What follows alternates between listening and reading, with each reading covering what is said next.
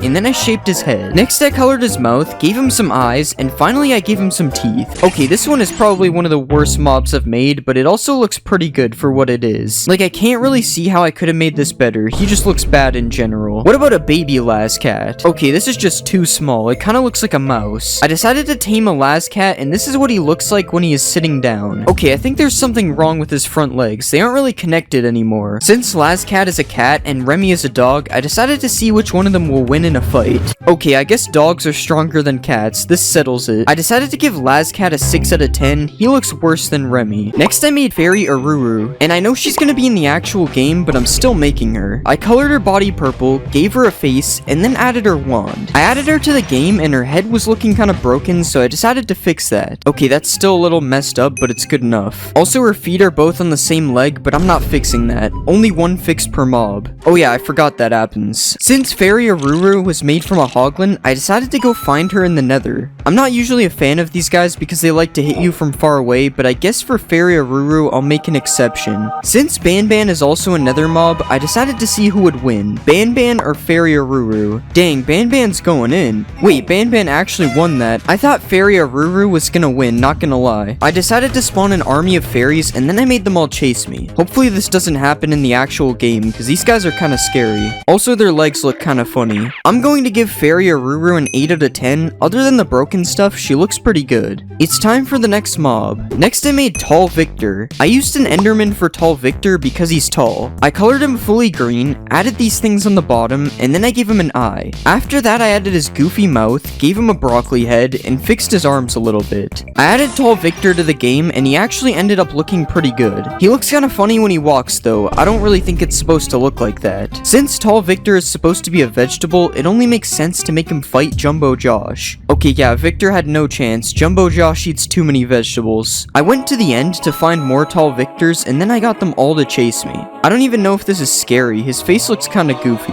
Okay, well, even if it's not scary, it's still deadly. Tall Victor, you better apologize for killing me or I'm not looking away. I'm going to give Tall Victor a 9 out of 10. He honestly looks pretty good, especially as a meal. Next I made Nibbler. I decided to make Nibbler from a wither, cause, well, I don't know, I just never used the wither. I kind of forgot to record me making Nibbler, so here's me adding some orange things on his arms, cause that's all I have. I spawned the Nibbler in game, and he was honestly looking pretty crazy. Ignore the black spot on the bottom. I didn't know this would happen. I'm pretty sure Nibbler doesn't fly around and attack random mobs, so I don't think this is accurate. I'm also not sure if you see it, but he kind of looks like the guy from Monsters Inc. There's honestly not much to do with this guy, so I decided to see if he can beat Jumbo Josh. Jumbo Josh is the most powerful Banban mob so far, but he might lose this one. Yeah, Nibbler's health bar is barely moving. This isn't looking good. Come on, Jumbo Josh, you can win this one. Okay, I was lying. There's no way he was winning this one. I guess I'm gonna have to step in and end this. Yeah, I had even less chance than Jumbo Josh. Nibbler is too good. I decided to give Nibbler an 8 out of 10. I honestly can't really tell if he looks good or bad, so I'm just gonna go with good. It's time for the next mob. Next I made Miss Luna. I decided to make her from a bee because I think she's a bug. I colored her body purple, gave her some eyes, and then I added her crown. After that I added her dress, gave her some legs, and finally added her wings. She actually ended up looking pretty good in game. The flying suits her well. I will say her eyes look kind of weird though. She looks sad. I decided to spawn a baby Miss Luna and it looked exactly the same. I don't really know what I was expecting. Miss Luna is probably pretty good at fighting, so I decided to put that to the test. Okay, maybe maybe I was wrong. She didn't even really fight. I spawned an army of Miss Lunas, and then I decided to make them all follow me. Okay, this one isn't that scary. Oh wait, why is she upside down? Wait, I just noticed that bees like to attack zoglins for some reason. Look at them all ganging up on the zoglin, like what is going on? I decided to give Miss Luna an 8 out of 10. She looks really good, but she doesn't really do anything. She's kinda boring. It's time for the next mob. Next I made Dr. Fluffy Pants. I made him from a panda. I moved his head, colored him blue, and then I gave him a mouth. Next I added his eyes, gave him some ear things, and made the heart on his chest. Dr. Fluffy Pants is definitely an interesting name for a guy like this. He looks kinda buff. Also, we'll ignore his head. I know it's broken, but I don't care. Wait, look at him rolling around. That's kinda crazy. Since I made him from a panda, I decided to feed Dr. Fluffy Pants some bamboo. Yeah, there is definitely something wrong with him. This is not okay. I decided to spawn a baby Dr. Fluffy Pants, and this is what happened. Well, the good thing is I can't break him by feeding him bamboo. The bad thing is his head is floating higher than before by default. Oh wait, they're following me because I'm holding bamboo. I didn't even realize. Since Dr. Fluffy Pants is a doctor, I decided to see if he can perform an operation. Alright, I guess he doesn't feel like doing it. He's just gonna leave this villager to die. I decided to give Dr. Fluffy Pants a 7 out of 10. I like how he looks, but his head is broken. We can't excuse that. It's time for the next mob. Next I made Chef Pigster, and I made him from a pig. I gave him his face on his chest, added his other head on the top, and then I gave him some sideways arms. Chef Pigster actually looks pretty good in game, but I'm pretty sure he's supposed to be a lot bigger. His arms also don't move with his head, but I'm not fixing that. Chef Pigster is supposed to be a chef, so I decided to see if he can cook me a meal. I probably shouldn't have chosen a pork chop. That's kinda messed up.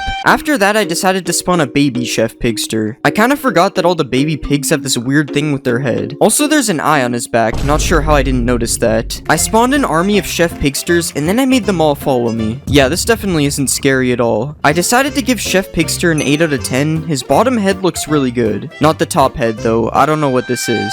Next, I made Coach Pickles. I used a strider to make him because he kind of resembles a strider. I made his legs a lot bigger, colored him blue, and then I gave him a mouth. Next, I added his trunk, gave him some weird looking eyes, and then I added his ears. Okay, I'm pretty sure something is wrong, but I can't really tell what. I fixed his legs, and this is how he looks in game. He honestly looks pretty good. Okay, his other foot is attached to the wrong leg still, but I'm just gonna leave it. Also, we ignore the missing texture here. It doesn't look like that in blockbench. Coach Pickles probably coaches some sort of sports team, so let's see if he can beat me in a snowball fight. Okay, I don't think that's gonna work. Let's see what a baby Pickles looks like. He looks just about as cursed as the big one. I decided to ride a Coach Pickles, and I'm pretty sure that something doesn't look right. I'm going to give Coach Pickles a 7 out of 10. He honestly looks kinda weird. It's time for the next mob. Next, I decided to make Nabnalina. I already made Nabnab, so I just took the Nabnab model and changed it a little bit. First, I made the tongue a different shape, then I fixed her eyes, and finally I colored her pink. This is kinda weird. For some reason, she looks just like Nabnab. I also forgot that Nabnalina is supposed to have a bow on her head, so I added that. When I made Nabnab, I got him to chase me, so I had to get chased by Nabnalina as well. This looks just as scary as last time. I also found a way to make it look like Nabnalina is chasing me on a roof, just like how Nabnab does in the game. Well, she doesn't chase me, but it looks like she's on a roof, so that's cool. I decided to have a fight between Chef Pigster and Nabnalina, and you will never expect what happened next. Okay, it was kind of obvious what would happen. I'm just bored. I decided to give Nabnalina a 6 out of 10 because that's what I gave Nabnab and they look the same. It's time for the next mob. Next, I decided to make Hunter Tim. I made Hunter Tim from a Ravager. First, I made his head bigger, then I colored him purple, and I added some hair to his head. I also gave him a big wide mouth, added his eyes, and gave him a couple of arms and feet. Hunter Tim looks kinda strange in game, but at least nothing is broken this time, I think. Since Hunter Tim is a Ravager, let's see him take on a villager. Wow, he's fast. His head looks kinda weird when he attacks, but that's fine. Also, I'm pretty sure hunters aren't supposed to kill villagers. They're supposed to kill animals to feed the villagers. But I guess Hunter Tim is just built different. To see if he really is built different, I decided to challenge him to a fight. Yeah, I had 0 chance. I can't even tell where I was supposed to be hitting. I decided to spawn an army of Hunter Tims, and then I made them fight a warden. The warden seems to be killing a lot of them, but they might actually win this. Dang, the Hunter Tims actually won. I mean, it was a 10v1, so it's not really an accomplishment, but I'm still surprised. I'm going to give Hunter Tim an 8 out of 10. He doesn't look that bad. It's time for the next mob. For the next mob, I made Stinky Joel. I used an iron golem to make him. I shaped his body, colored him green, and then I added these teeth things. After that, I gave him some eyes, colored his legs, and then I rotated his arms a bit. I don't think I even have to say something is broken because you already know it is. I fixed his arms, which took a while because I somehow put both arms on the wrong side, and this is how Stinky Joel looks in game. He kinda stinks. I'm just kidding, he doesn't actually look that bad. I decided to see who would win in a fight, Stinky Joel or Hunter Tim. This fight is actually a lot closer than I thought. Stinky Joel won. I'm actually kind of surprised. I thought Hunter Tim had that. Will he beat 2 Hunter Tims though? Nope, 2 Hunter Tims is too many for him. I spawned an army of Stinky Joels, and honestly I'm not sure why. I didn't even do anything with them. I then gave Stinky Joel a bottle of Dragon's Breath because that's the stinkiest thing I could find, and then I decided to give him a 7 out of 10. He doesn't look that bad, but he isn't interesting enough. It's time for the next mob. Next I made Noodles Ninja. Since Noodles Ninja looks like a jellyfish, I decided to make him from an Elder Guardian. I removed all this stuff, colored him blue, and then I gave him a mouth. After that I added his eyes, added some noodles on the side, and then I gave him some arms and legs. Surprisingly, nothing broke with this one. His legs are in the ground, but he's supposed to be in the water anyway, so that's fine. Also, the sound he makes is kind of weird, but I didn't add that. That's not my fault. Let's see a baby Noodles Ninja. Oh yeah, that's not a thing. I decided to spawn a Noodles Ninja in the water, and this is how he looked. He looks a lot better in water because you can actually see his legs. He would also look a lot better if his arms and legs moved, but I'm not doing all that. I decided to fight Noodles Ninja to see if he really is a ninja. I really should get some armor for these fights. I decided to give Noodles Ninja an 8 out of 10. He looks pretty good, but his eyes are kinda scary. It's time for the next mob. Next I made Silent Steve. And Silent Steve is a serpent, so I made him from a warden, because those two are the exact same thing. I deleted everything except his body, colored him purple, and then I started shaping his new body. After that I started making his head, gave him some eyes, and then I added his tongue. Yeah, this looks really bad, but it's gonna have to do. At least he isn't broken. He also kinda moves like a serpent, so that's cool. Okay, maybe that's not how a serpent moves, but I'm pretending it does. Since Silent Steve is a serpent, it only makes sense to spawn him in the water. Surprisingly, it actually looks like he belongs here. I decided to see if Silent Steve or Noodles Ninja is the superior water monster. Okay, this fight is kinda weird.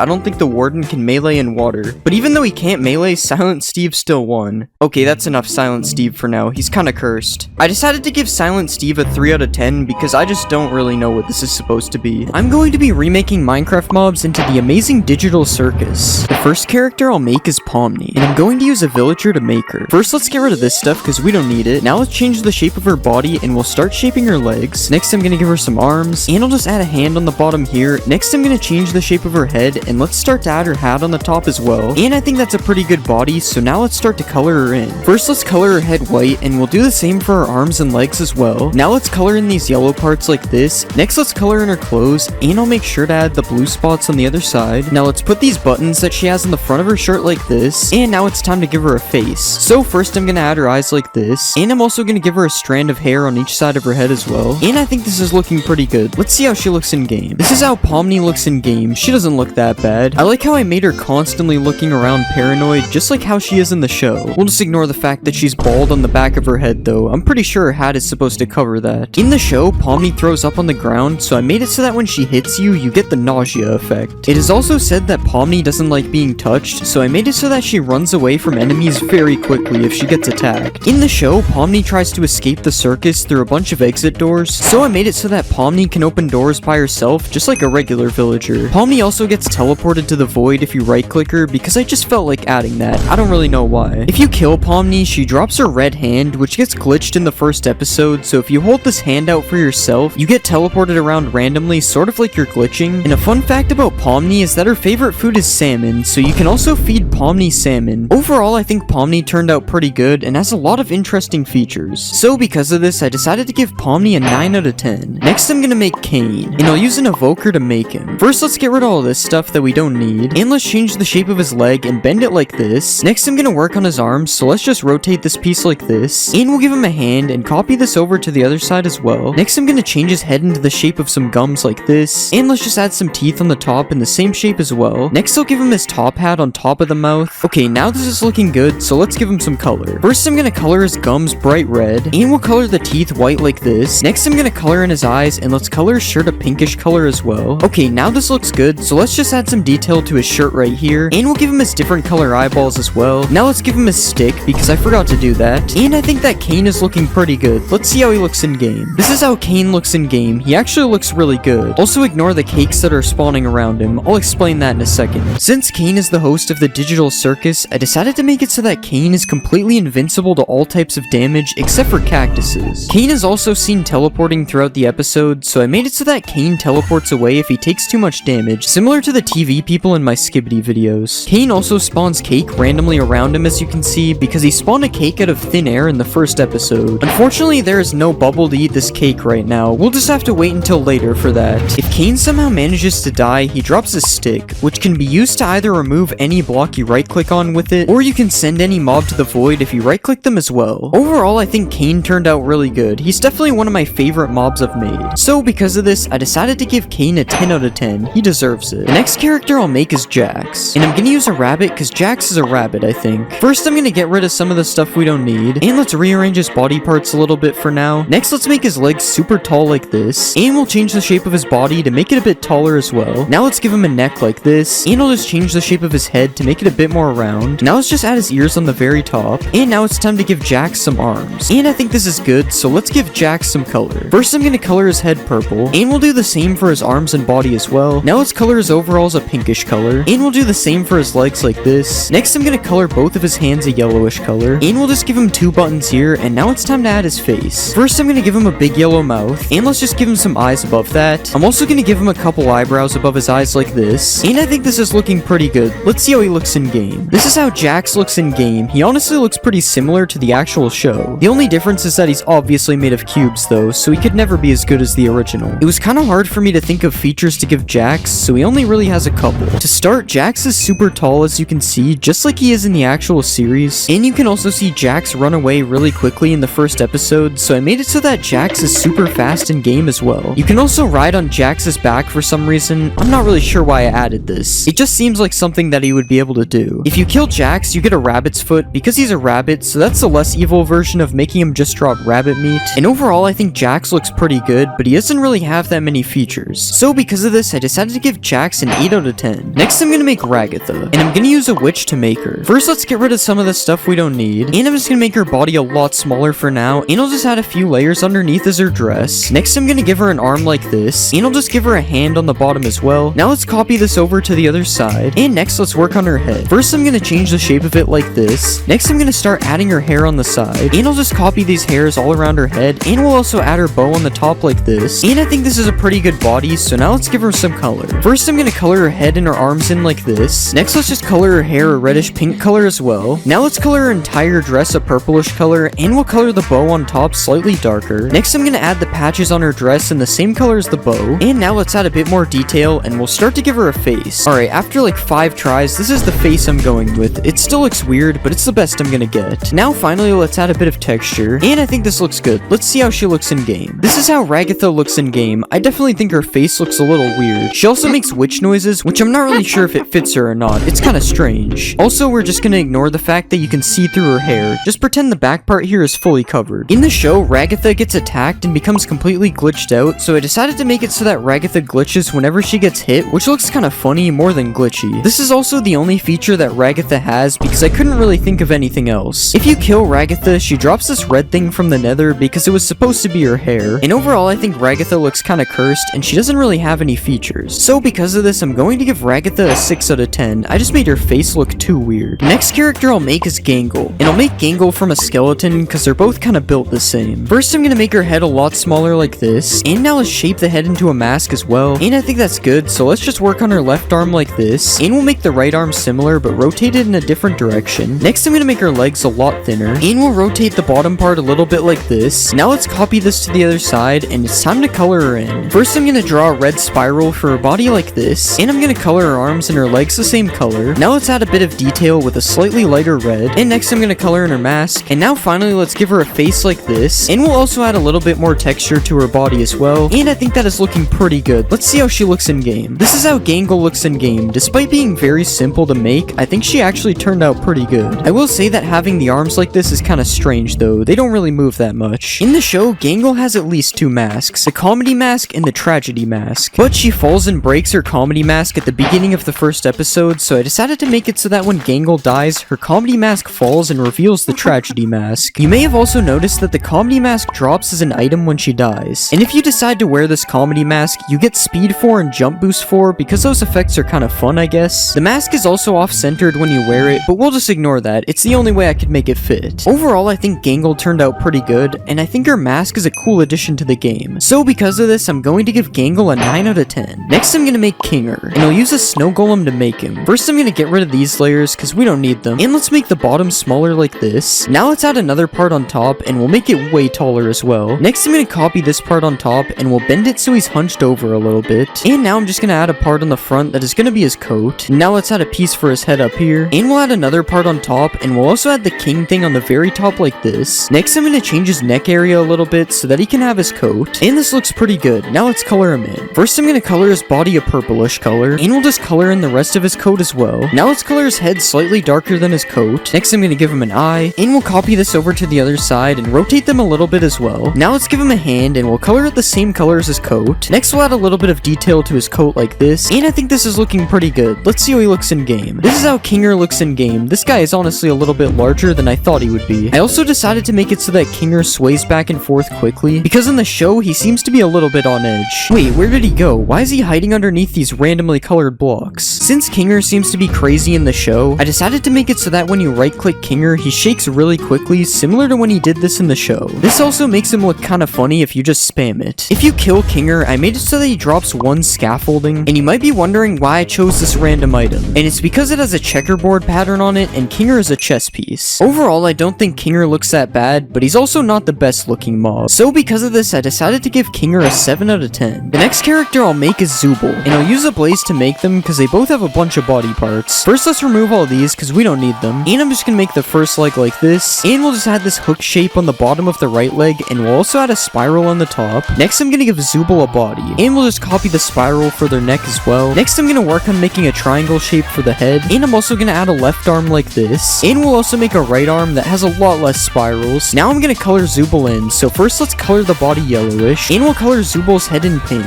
Next, I'm gonna color the rest of the body a bunch of different colors. Now let's add some spots on Zooble's body like this, and now I'm gonna add a few more parts on the body that I missed, and I think that looks good. So now let's just add their eyes like this, and we'll also add this zigzag thing that comes off the top of their head as well. Now let's add the Y on the other part of the head, and we'll give it some stripes as well, and I think this is looking pretty good. Let's see how Zooble looks in game. This is how Zooble looks in game. I'm honestly kind of surprised that I was able to make them look good with all the different pieces. I will say the blaze noises are really annoying though. I definitely should have removed them. But other than that, this actually did turn out pretty good. In the show, Zooble gets broken into a bunch of pieces, so I decided to make it so that when you kill Zooble, it breaks them into a bunch of pieces as well. Ignore the fact that they're able to stand back up. You also might have noticed that Zooble drops a Zooble head when they die, and you might be wondering what the Zooble head does. No, you are not able to wear it. Instead, you can eat the Zooble head and you will gain bad luck for a minute. This is because Zooble seems kinda unlucky in the first episode. Overall, I think Zooble turned out a lot better than I thought they would, so because of this, I decided to give Zooble an 8 out of 10. Next, I'm gonna make Bubble, and I'll use a Vex because I made Kane from an Evoker. First, I'm gonna get rid of all this Vex stuff, and I'm just gonna generate a circle like this. Now let's color this circle a purplish color, and I'm gonna rotate this circle a bunch of different times until we have a bubble. Next, I'm gonna remove some pieces like this so we have some teeth, and let's just color these teeth white so we can see them. Next, I'm gonna add an eye on the side, and we'll color it reddish brown. And now let's just copy this to the other side, and I think that looks good. Let's see how Bubble looks in game. This is how Bubble looks in game. This is probably the least Minecrafty looking mob I've ever made. The teeth still look Minecrafty though. I didn't really add that much detail to them. Since Bubble is supposed to be Kane's sidekick, I decided to make it so that when you right click Kane, he spawns in Bubble, similar to how the actual Evoker spawns Vexes. Bubble is also seen licking stuff in the show, so I decided to make it so that you get licked by Bubble if he attacks you as well. If you kill Bubble, he has a popping animation, which actually looks kinda cool. And you might have noticed that he drops an ender pearl, and that's just because it's the same shape as a bubble. That's really it. Overall, I don't think Bubble looks that bad, but he's a little bit weird compared to my regular mobs. So because of this, I'm going to give Bubble a 7 out of 10. I'm going to be remaking Minecraft mobs into Skibidi Toilet. The first character I'll make is a regular toilet, and I'm gonna use a villager. You'll see why in a second. First, let's delete all this stuff because we don't need it, and then we'll turn this cube into the bottom of the toilet. Let's color it white, and then we'll start making the toilet more circular. Now let's expand these walls up a little bit more, and we'll put some blue toilet water inside of the bowl. Now let's use the villager head as the head. I'll obviously fix the texture later, and I'll just make the back of the toilet like this, and I'll also make the toilet seat in front of it as well. Now let's color all this in, and we'll fix the villager head texture. Now let's put a little flush button on the back like this, and now our toilet is pretty much done. I just have to add an animation for this guy, just like in the actual series. And yeah, that looks pretty good. Let's add it to the game. This is how the Skibidi toilet looks in game. It honestly looks really good. The only real problem I see is this weird spot on the neck here, but that doesn't really matter. In the actual series, when when a toilet dies, there's a flush animation, so I added that to this toilet as well. Oh yeah, he also drops cocoa beans when he dies. Those are definitely cocoa beans. The Skibidi toilet is also hostile towards players because a player is technically a cameraman. This is what happens when you don't subscribe. You get chased by toilets. Overall, I think the Skibidi toilet turned out pretty good, so I'm going to give it a 7 out of 10. Now, obviously our toilets need an enemy other than me, so next I'm gonna make a cameraman. And I'll use a zombie since zombies hate villagers. We'll start by making a little shoe down here, and now we'll start to give him a leg. Now let's copy the leg over to the other side, and now let's work on his body. I'm gonna give him some long arms like this, and now I'm gonna start to shape the camera on his head. Let's just put some walls around the lens like this, and then we'll give him the headphones that he wears as well. Now it's time to color this guy in. Let's start by coloring the edges of the camera, and then we'll color some parts of his suit black. And now let's just add some details to his suit as well. The cameraman I'm looking at also seems to be wearing a coat, so let's give him that as well. Now let's just add a little bit of texture to him, and I think that looks good. Let's add him to the game. This is our cameraman in game. He actually looks pretty cool. Okay, I don't really know why he doesn't stop walking. That's a problem. Okay, I fixed the walking issue by giving him this idle animation, and he also has another animation, which is this thumbs up animation. I've been told it looks like something else though. Obviously, the cameramen and the Skibidi toilets naturally fight each other, and the fight is actually really even. Come on, cameraman, you can win this. Oh yeah, I made the cameraman drop a command block because I didn't know what to give him. You can also watch a fight from inside the cameraman since he's a cameraman. This is definitely not just a feature that exists for every mob. I decided to give the cameraman a 6 out of 10. I know I'm supposed to be on his team, but I don't like him as much as the toilet. Next, I'll make a Strider toilet. And let's use a spider because he kind of looks like a spider. First, let's remove everything except his legs, and we'll copy the old toilet on top like this. Now we can give the old toilet some texture again, and now let's make it so he only has 3 legs. Okay, that looks pretty good. Next, we can add an extra limb to each side of the legs so that they can bend, and we'll just repeat that on each side. Now this looks pretty good, but the Strider toilet is kind of dirty and broken, so we have to add that too. So let's just add a black spot down here, and we'll make the entire toilet seat black, and also make it look like it's oozing. And now we can change the villager's face. I want to give him some big eyes, so first we'll do that, and now we'll just give him a creepy mouth, and we'll also just give him some shading on his head. And that looks kind of cursed, but that's what we wanted. Let's see him in game. This is the spider toilet in game. He kind of looks like the Joker. The spider toilet is also insanely fast compared to the other mobs, which doesn't really help him look less scary. Like, look at him chasing me. This is almost a horror mod. The Strider toilet is also a lot stronger than a regular toilet, as he's able to take on 2 cameramen at the same time. Only 1 player though. He definitely didn't almost kill me. Oh yeah, I also made it so you can ride him, because you can ride an actual Strider, so it made sense. I think I'm going to give the Strider toilet a 7 out of 10, just like the regular toilet, because he isn't any more interesting. But the mobs are about to get more interesting, because next I'm gonna make the Titan Speaker Man. And I'm using a Vindicator because they also hate villagers. First, I'm going to use the same leg I made for the cameraman and just copy it here. And then we'll change the shape of his body a bit and give him some better looking arms. Now let's start to color what we have so far. We'll make the pants dark gray just like on the cameraman, and then we'll color the shoes black as well. Now we'll just color his arms and chest red for now, and then we'll work on making his speakers. I'm gonna make the speakers with no texture first to see how they look. And I think that's some pretty good speakers, so let's just color them all black. And now we'll start to add the actual speaker parts with the red ones first. And we'll also add a few gray ones as well. Now we can make the red thing that comes out of his chest like this. And we'll also add his plasma blaster on the side of his arm. Now we'll just add some texture all around him to make him look a little bit nicer. And that's the Titan Speaker Man complete. Let's see how he looks in game. This is the Titan Speaker Man in game. He's definitely a little bit bigger than a cameraman. I also decided to give him a boss bar so you know that he's a big deal. If any type of toilets get within range of the Titan Speaker Man, he shoots powerful plasma bombs at them. You can tell they're really powerful because he almost died from his own attacks. If the Titan Speaker Man does manage to die, he will drop a note block. And I would play the Speaker Man song right now, but I don't really want to get copyrighted. The Titan Speaker Man is honestly my favorite mob right now, and because of that, we're going to give him a 9 out of 10. But it turns out the Titan Speaker Man got infected, so let's make that next. I used a Wandering Trader as the base, but that doesn't really matter because we've already made the Titan Speaker Man. We just have to add a few details to make him infected, like this yellow light instead of red, and we'll also add some blue stuff to show he's infected. Okay, never mind, we'll get rid of that. This is the infected Speaker Man in game. It was honestly kind of hard to tell the difference between the two, so I added these particles to make him look infected. Oh yeah, and there's also a different boss bar as well, but no one is looking at that anyway. One difference between the infected and regular Speaker Man is that the infected one can fly. I don't know if he's supposed to be able to do that, but it definitely makes their fight more interesting. Their fight also makes no sense because there can't be 2 Titan Speaker Men at once. Okay, the infected Speaker Man is way too OP because he can fly. I'm going to give the infected Speaker Man a 9 out of 10 as well because they're basically the same thing. Next, I'll make the TV woman, and I'm going to use a witch to make her. Let's remove all this stuff, and now we can make the bottom of her leg. Let's color her shoe black, and then we'll add the top half of her leg as well. Now we can copy the leg over to the other side, and next let's work on her body. First I'm gonna make her a bit taller, and let's put her arms behind her back. Now we can color her shirt black, and we can also change the shape of her arms. And now that looks pretty good, but obviously we have to change this head. So let's make it into the shape of a TV like this, and we'll color this outside part dark black. Now let's color the inside a light shade of blue, and next we can give her some antennas. Now finally let's just add some texture all around her body, and I think that looks really good. Let's add her to the game. This is how the TV woman looks in game. She actually looks really good. I also don't know if you noticed, but I made her switch between nothing and the face she does every few seconds. The TV woman has less health than the Titan Speaker Man, but her attack is much faster. This means that when they fight, it's actually kinda close. It also means she can take out a bunch of toilets at once, and they literally can't do anything. I also made the TV woman teleport away when she gets low on health, just like how she teleports in the actual series. She doesn't really teleport that far away, but that's so the fight remains fair. If you kill the TV woman, she drops a piece of glass from her TV screen, which is pretty useless, but it makes sense. And she also makes witch noises all the time, which is kinda funny. I'm going to give the TV woman a 10 out of 10. I think she turned out really good. Next, I'm going to make the G-Man toilet. And since I used a villager for the regular toilet, it only makes sense to use an iron golem for this one. Let's start by deleting everything except the head, and now let's paste the head onto a toilet body like this. Now obviously the G-Man toilet isn't the same color as the regular toilets, so let's just color them in. And now this is a pretty good base, so let's start adding some detail. The G-Man toilet has these orange glasses, so let's just give them to our iron golem as well. And we can also add the headphones he wears as well. Now let's just make the bottom of the toilet more reinforced, and we're also gonna add the dark gray shields he has all around his body like this. And that is looking pretty good. Now let's add his lasers. The G-Man toilet has 6 lasers in total, so that's how many I added on our toilet as well. Now for some final details, let's add some more reinforcement to the back of the toilet, and we can also add some texture to the accessories we just gave him. And we're done with the G-Man Skibbity toilet. Let's add him to the game. This is the G-Man toilet in game. He is definitely the biggest mob we've made so far. The G-Man toilet is also by far the most powerful mob we've made so far. He's basically able to insta-kill the TV woman, and the Titan Speaker Man doesn't do much better against him either. I thought that I could take out the G-Man toilet, but it also didn't go well for me either. He is too good. If you kill a G-Man toilet, he drops a totem of undying because I didn't really know what to make him drop. I also like how he makes an iron golem sound when you hit him. It actually fits him. Honestly, the G-Man toilet is one of the best looking mobs I've made so far, and because of that, I decided to give him a 10 out of 10. The only problem is that he's too powerful. We need someone that's able to beat him. So next I'll make the Titan TV Man, and I'm gonna use a Ravager because that's the most powerful villager hating mob. So first let's just get rid of this random stuff, and we'll also rearrange his body parts so they are more TV Man shaped. Now we can give him some legs like this, and we'll color his pants and shoes black. Now let's give him his body, and we'll also use this to give him some arms as well. And now we'll also give him some hands like this, and now it's time to give him his TV head. Let's make the black outlines first, and then we'll just give him a blue screen in the middle. The Titan TV Man appears to be wearing a coat, so I'm going to give him one of those as well. And now let's just give his clothes a little bit of texture like this, and we'll add the purple thing that glows in the middle of his chest. Now finally let's just add these purple things that come off his back, and that is our Titan TV Man. Let's see him in Minecraft. This is how the Titan TV Man looks in game. He's honestly not as intimidating as I thought. Don't let that trick you though, because he's definitely the most powerful mob yet. Okay, there might be a slight problem with his walk. I feel like it shouldn't look like that. Similar to the TV woman, I made it so his face changes every few seconds. I also made it so he teleports away when he gets low as well, although I don't think that's happening. This is what happens when the Titan TV Man fights the G-Man toilet. I don't think the toilet had any chance. Maybe like 5 of them could kill him. Nope, not even 5 of them can do that. I decided to give the Titan TV Man an 8 out of 10. Even though he's really powerful, I don't think he looks as good as the others. Next character I'll make is the Titan Cameraman, and I'm gonna use the Warden to make him. First I'm gonna give him a leg from the cameraman we made last time, and then I'm just gonna remove all this stuff that we don't need. Now let's copy his leg over to the other side, and we'll just shape his body to match his legs a little bit more. Now let's just change the shape of his legs a little bit, and I'm gonna color in his pants and shirt black for now. The Titan Cameraman's arms obviously aren't this big, so let's give him some new arms, and let's just give him some fingers as well. Now let's just copy this thing over to the other side, and now we can work on adding his head. First let's start to make the main camera like this, and we'll give him a little lens in the middle as well. And now let's just add some detail to the side like this, and we'll also put some of those things sticking up on the top as well, and I think that looks pretty good. Now let's start to give him some more detail. First I'm gonna give him a belt like this, and then I'm gonna add his coat that he's wearing right here, and of course we're gonna give him his core in the middle as well. And now let's just add these things that he has on his back, and I'm also gonna add some texture to him like this, and I think think he looks pretty good. Let's add him to the game. This is the Titan cameraman in game. He actually looks really good. Look at him hard at work, recording everything in sight. The Titan cameraman is really strong, and he is able to destroy the G-Man toilet. Well, sometimes, and sometimes he just decides to not hit him. I guess he's just being fair. The Titan cameraman also has a ranged attack, but for some reason he only uses it when he's already meleeing, which makes no sense. But I'm not fixing it, because it would probably make him way too OP.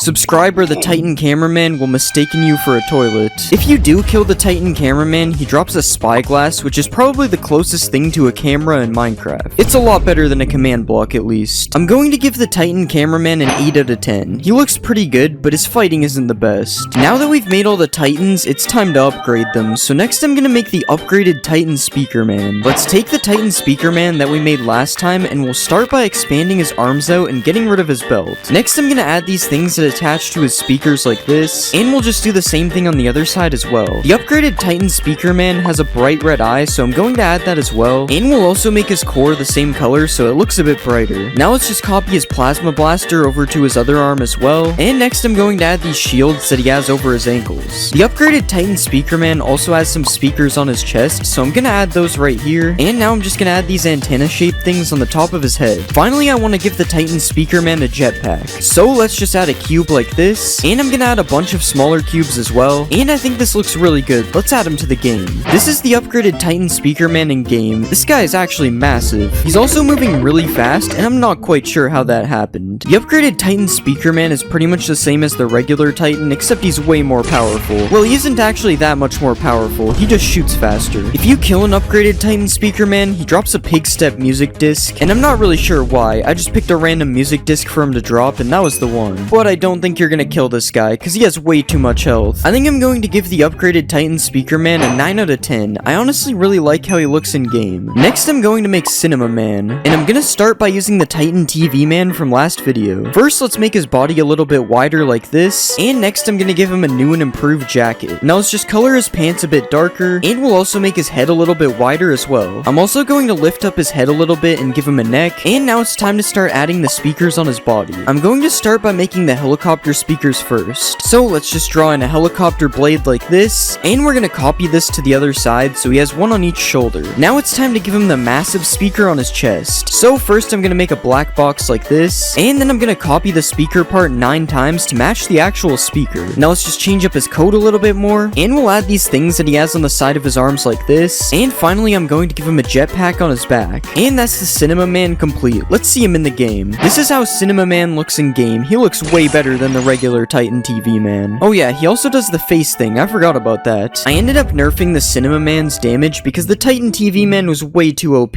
and now he's just a little bit better than the G-Man toilet. Well, that is if they hit each other, of course. I also fixed the Cinema Man's walk animation so it doesn't look weird like the Titan TV Man did. And overall, the Cinema Man is just an upgraded version of the Titan TV Man, because that's what he's supposed to be. Oh wait, I just noticed there's a couple bites taken out of the back of his head. I'm not really sure how that got there. Other than that, I think the Cinema Man turned out pretty good, so I'm going to give him an 8 out of 10. Next, I'm gonna make the upgraded Titan Cameraman. So let's just take the Titan Cameraman that we made earlier, and the first thing we'll do is make his arms a little bit bigger. Now let's change his jacket a bit and make it go all the way down to the middle of his legs, and next we'll add the shields that he has around his knees. Now let's add the thing that goes around his core right here, and we'll also add this gray piece which might be from his shirt. I'm not even sure. Next, we'll give him some slightly different looking hands like this, and now it's time to add some details to his head and shoulders. First, we'll add the cannons that he has on his back like this, and next let's add some of the upgrades that he has on his cameras up here. I'm also gonna add the red light on the very top as well, and next I'm gonna give him a jetpack, so let's make the first part of it like this, and we'll just rotate these parts out a little bit, and we'll also add some blue ones as well. And finally, let's add a little bit more texture to him, and I think he's looking good. Let's add him to the game. This is how the upgraded Titan Cameraman looks in game. This guy actually looks really good. I will say there's a little bit of a problem on the back of his arm though, but you can barely notice it. The Titan Cameraman is able to fly, which I thought was a good idea, but I think he's going a little too high up. Okay, I stopped him from being able to fly, and now he's a lot better. The upgraded Titan Cameraman is a little bit stronger than the regular Titan Cameraman, and this time his ranged attack actually works. He also has a thumbs up animation just like the regular Cameraman, but this time I actually gave him a thumb so it isn't mistaken for anything else. The upgraded Titan Cameraman is fire resistant just like in the actual series, and if you do kill him, he drops the same thing as the regular Titan Cameraman because I'm on original. Overall, I think the upgraded Titan Cameraman turned out really good, so I'm going to give him a 9 out of 10. Now that we have all these upgraded titans, they need some competition, so next I'll make the upgraded scientist toilet. And I'm gonna use a skeleton for him because he looks really old. So let's just remove his whole body because we'll only need his head. And I'm just gonna copy the toilet that we used for the G-Man onto him like this. Let's just get rid of all the G-Man upgrades and we'll color the toilet a light brownish color just like we did for the G-Man. Now let's give him some toilet water so you can't see into the bowl. And we're going to give him a neck like this. The scientist toilet seems to be wearing glasses, so let's just give him some of those. And we'll also put the red spot that he has on the left part of the glasses as well. The scientist toilet is wearing the upgrades that Cinema Man used to have on him, so we're going to add those next. First I copied the main speaker from Cinema Man and put it on the front like this, and then I copied the 2 helicopter speakers and put them on each side as well. Next we'll just make the back part of the toilet a little bit bigger as it's kind of small right now. And I'm just gonna add these gray things that he has on his back as well. Alright, now we need to give the scientist toilet his arms, so I'm going to start making an arm like this, and I'm actually gonna color this lighter gray, it's too dark.